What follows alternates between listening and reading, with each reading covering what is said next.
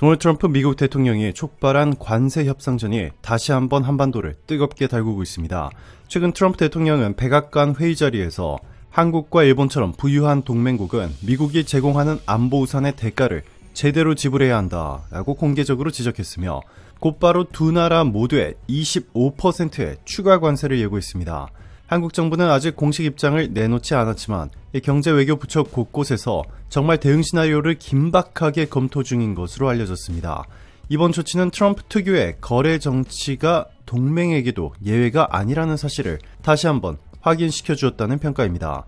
트럼프 대통령은 관세 이슈와 함께 방위비 분담금도 대폭 상향해야 한다는 강경 발언을 쏟아냈습니다. 한국이 현재 부담하는 연간 방위비가 약 1조 원임에도 미국이 한국을 재건했으니 최소 10조 원은 내야 한다라는 것이 그의 주장입니다. 이는 기존 분담금의 10배에 달하는 수준입니다.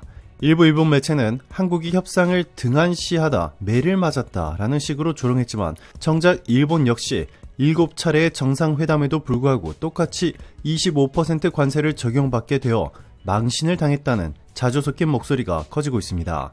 이처럼 동맹국에 대한 비용 청구서가 현실화하면서 한국 내부에서는 초강수 협상 카드로 이 전시작전 통제권 환수 이슈가 급부상하고 있습니다. 정부 관계자에 따르면 미국이 돈을 원한다면 한국은 자주국방의 상징인 전자권을 돌려받겠다라는 구상이 물밑에서 논의되고 있습니다. 트럼프 진영의 안보라인 핵심 인사인 엘브리지 콜비 전 국방부 부차관보는 과거 한국의 전자권 환수를 공개 지지한 바 있어 미 행정부 내부에서도 거부감이 크지 않을 것이라는 분석이 나옵니다.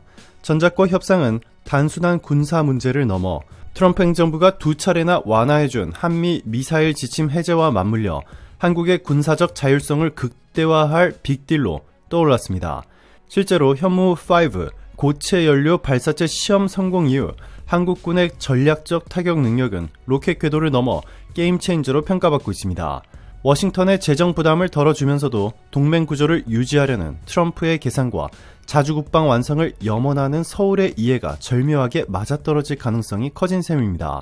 물론 반대 논리도 만만치 않습니다. 전자권 환수와 주한미군 감축이 동반될 경우 한반도의 억지력이 약화될 것이라 우려가 대표적입니다. 그러나 트럼프 캠프 주변에서는 한국이 독자 핵무장을 추진한다면 억지 공백 문제는 상당 부분 해소될 수 있다라는 목소리마저 흘러나오고 있습니다. 실제로 뉴욕타임스와 이코노미스트 등 주요 외신은 한국은 1년 안에 핵무기를 자체 개발할 기술 산업 기반을 갖췄다라고 지적하며 미 공화당 일부 인사들도 이를 묵인할 가능성을 시사했습니다. 중국과 러시아는 즉각 경계 신호를 울렸습니다. 베이징 외교부는 핵선제 불사용을 외치면서도 한국을 향해 NPT 6조 준수를 공개 압박했고 러시아 싱크탱크는 한국 핵무장은 동북아 전략 균형을 파괴할 것이라고 경고했습니다. 반면 북한과의 빅딜 시나리오까지 거론되는 워싱턴 내부에서는 김정은 위원장이 미군 철수를 대가로 제한적 핵동결을 제안할 수도 있다라는 흥미로운 관측도 제기됩니다. 2019년 하노이 회담이 결렬된 이후 멈췄던 북미 탑다운談판이 다시 부활할 수 있다는 전망입니다. 만약 주한미군 철수카드가 현실화될 경우 한국은 미국의 핵우산 대신 자국 영토 내 전술핵 재배치 혹은 핵공유 모델을 요구하게 될 가능성이 큽니다. 트럼프 대통령은 과거 유세에서 동맹이 스스로를 방어한다면 미군도 비용을 아낄 수 있다라고 언급해왔습니다. 이는 외교상 고립주의처럼 보이지만 동맹 구조를 수익형 파트너십으로 재편하려는 비즈니스 관점이 짙게 배어있다는 평입니다. 경제적 파급 효과도 변수입니다. 25% 관세가 현실화되면 한국 주력 수출 품목인 자동차, 배터리, 반도체 가격 경쟁력이 직격탄을 맞을 수 있습니다. 다만 한미 FTA 개정 협상 경험을 갖춘 정부 당국자들은 철강 관세 때도 초기 충격만 컸지 결국 관세 예외 품목을 늘리는 방식으로 해법을 찾았다라는 점을 상기시키고 있습니다. 이번에도 전자권, 방위비, 관세를 묶은 패키지 딜이 추진된다면 단기 충격을 장기 이익으로 전환할 출구 전략이 마련될 수 있다는 계산입니다. 국내 정치권 역시 발빠르게 움직이고 있습니다. 여당은 전자권 환수는 곧 자주국방의 완성이라며 여론전에 나섰고 야당은 주한미군 감축은 동북아 안보 지형을 뒤흔드는 위험한 도박이라고 맞불을 놓았습니다. 이 시민사회 일각에서는 핵무장 카드를 섣불리 꺼내면 이 국제 금융시장에서 신용 등급이 흔들릴 수 있다라는 우려가 제기됩니다. 그럼에도 불구하고 핵 옵션은 더 이상 금기어가 아닌 현실적 선택지로 다뤄지는 분위기입니다. 한편 일본 내부에서도 충격파가 적지 않습니다. 자민당 보수파는 한국이 전자권을 돌려받고 핵까지 보유하면 일본 안보 전략이 심각한 조정 국면에 들어간다라며 긴장하고 있습니다.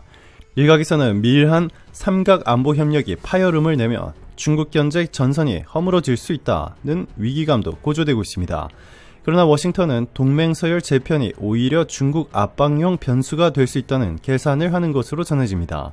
무역업계 전문가들은 관세 충격을 상쇄하려면 공급망 다변화가 필수라고 입을 모으고 있습니다. 반도체와 배터리 공장을 이미 미국 현지에 대규모 확충하고 있는 삼성전자와 LG에너지솔루션은 미국 내 생산 비중을 늘리면 관세 부담을 사실상 내부화할 수 있다는 논리를 적극 활용할 것으로 보입니다. 현대차 그룹 역시 엘라베마, 조지아 공장 라인을 최대한 증설해 메이드 인 USA 비율을 높이는 투자를 서두르고 있습니다. 일각에서는 이런 투자 확대가 오히려 한국 기업의 기술 자본을 미국으로 이전시키는 역탈 한국 현상을 가속화할 수 있다는 우려도 나오지만 정부 관계자는 해외 생산 확대와 국내 첨단 공장 투자 확대는 병행 전략이라고 선을 그었습니다. 한편 김정은 국무위원장의 계산도 복잡해졌습니다.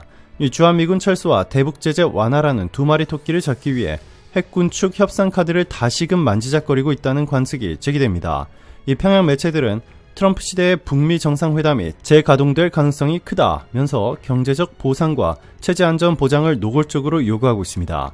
그러나 한국이 핵 보유국으로 전환할 경우 북한의 기존 억지력 우위가 흔들리기 때문에 이 북핵 딜 자체가 구조적으로 복잡해진다는 지적도 나옵니다. 워싱턴 내 대북 전문가들은 북미 협상 구도가 3자 게임으로 바뀌며 한국의 행위자 역할이 크게 커지는 셈이라고 진단합니다. 유럽연합 역시 촉각을 곤두세우고 있습니다. 브뤼셀 외교관들은 한반도의 핵무장 도미노가 현실화될 경우 EU 차원의 추가 제재가 불가피하다는 경고음을 내고 있습니다. 다만 우크라이나 전쟁 장기화로 이 대러시아 제재 피로도가 커진 상황에서 유럽이 한국을 전면적으로 제재할 수 있을지는 미지수입니다. 글로벌 투자은행들은 한국 채권, 주식시장에서 외국인 자금이 이탈이 일시적으로 확대될 수 있지만 첨단 제조 경쟁력 덕분에 장기 추세는 견조할 것이라는 보고서를 잇따라 내놓고 있습니다. 이 국내 경제계는 전자권, 핵무장, 관세 3연세가 현실화할 경우 원달러 환율이 단기간 1,500원을 넘길 수 있다는 시나리오를 경계하고 있습니다. 다행히 한국은행이 1,100억 달러 가까운 외환 보유액을 보유해 급격한 금융 불안을 막을 완충제는 마련되어 있습니다. 그러나 원화가치 급락이 장기화되면 기업의 달러와 부채 상환 부담이 커지고 해외 투자자들의 코리아 디스카운트가 심화될 위험이 있습니다. 이에 경제 관료들은 통화 스와프 네트워크 강화와 외국인 배당소득세 감면 같은 선제 대책이 필요하다고 입을 모으고 있습니다. 결국 관세 전쟁과 방위비 갈등 그리고 핵무장 논의는 서로 얽히고 설킨 복잡한 위기이자 기회입니다. 한국이 미국, 중국, 일본, 러시아라는 이 4대 중약장 차이에서 주권과 번영을 지켜낼 수 있을지 앞으로의 선택이 시험대에 올랐습니다. 이 첨예한 이해관계 속에서도 정부는 경제협상팀, 안보협상팀의 투트랙 전략을 더욱 정교하게 다듬고 산업계와 국민에게 예상 가능한 로드맵을 제시해야 할 것입니다.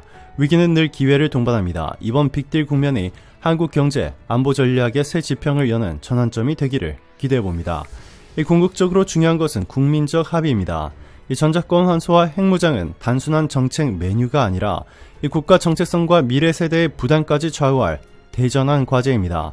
정부는 객관적 정보와 위험, 보상의 균형을 투명하게 공개하고 국회 청문회와 공론화를 통해 사회적 수용성을 높여야 합니다. 그래야만 트럼프 시대 뉴노멀이 초래할 충격을 최소화하고 대한민국이 자주와 번영을 동시에 확보하는 길로 나아갈 수 있을 것입니다.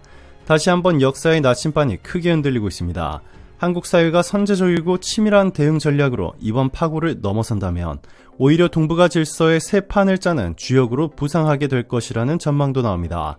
이 거센 외교, 경제, 격변기 속에서도 대한민국의 미래를 개척할 힘은 결국 스스로에게 달려 있습니다. 오늘도 감사합니다. 최고로 멋진 하루 보내시길 바랄게요.